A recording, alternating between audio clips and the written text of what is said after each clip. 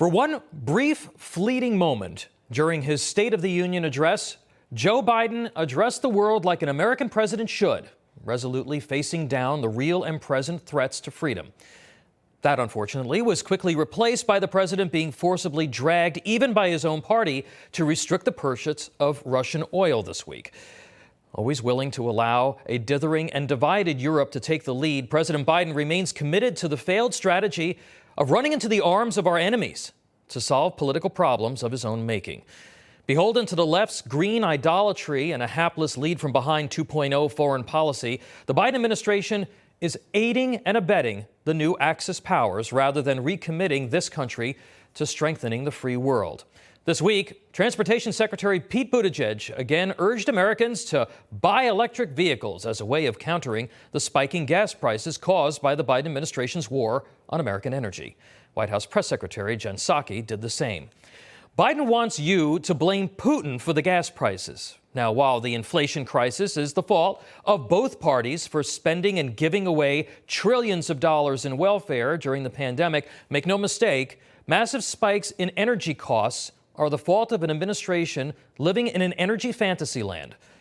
This concept of people driving EVs as a solution is detached from reality in many ways, not the least of which is the fact that 85% of the lithium needed for EV production is controlled by communist China.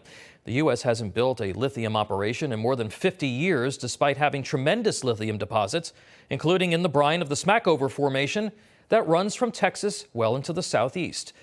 Depending on who's doing the calculations, significant adoption of electric vehicles will increase demand to our power grid substantially. Elon Musk believes that that increase will require a double of the electrical output than what is currently being produced. Our aging national power systems cannot sustain such a surge in demand. Windmills and solar panels have no shot to sufficiently increase supply. President Biden wants us to drive expensive electric cars, but won't tell you that doing so will make the U.S. more dependent on Chinese materials and processes. Now, while the Biden administration was doing its best to strengthen the Chinese economy, it was running to socialist Venezuela this week to beg for an increase in oil exports to the U.S. Venezuela is China, Russia, and Iran's closest and most useful ally in the Western Hemisphere. President Trump was right to impose sanctions on the brutal socialist regime and reduce America's imports from the country. The U.S. should be cutting itself off from Venezuelan oil. Biden's approach is the exact opposite. In cutting off the Keystone XL pipeline from Canada, Biden thumbed his nose at one of our closest allies and our largest oil importer in favor of the brutal regime of Nicolas Maduro. If we continue to fund our enemies and our enemies' friends because we refuse to harness our own energy resources, we cannot stop the advance of authoritarians like Xi Jinping, Vladimir Putin, the Iranian mullahs, Maduro, and others. Now, while Biden was begging the socialists in Venezuela to release more oil, he was also advancing on his negotiations with Iran this week, with Russia mediating the discussion over a deal to provide nuclear power to the world's leading state sponsor of terrorism.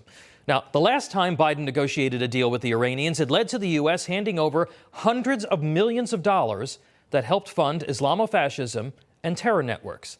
Just think of the lunacy of it all, folks. While his own party leads the charge against American nuclear, oil, and natural gas, Biden is doing all that he can to assure Iran has more power and more money. In the 20th century, America was slow to counter the communist threat, but the military and ideological battle lines were ultimately drawn. We then leaned into our anti-Soviet strategy with all of the might of American power, pride, and innovation. At this point, Americans would be right to ask whether Biden's strategy is so deliberately supportive of our enemies that it is born out of some kindred ideological connection between the American left and the authoritarians. If that is the case, or if the religion of climate change is so powerful a force in our politics as to ignore the threats posed by our enemies, this new Cold War will end very differently than the last one. Hey, I'm Rob Finnerty. Thanks for watching. If you enjoyed this video, please join the conversation in the comments below. Don't forget to subscribe, too.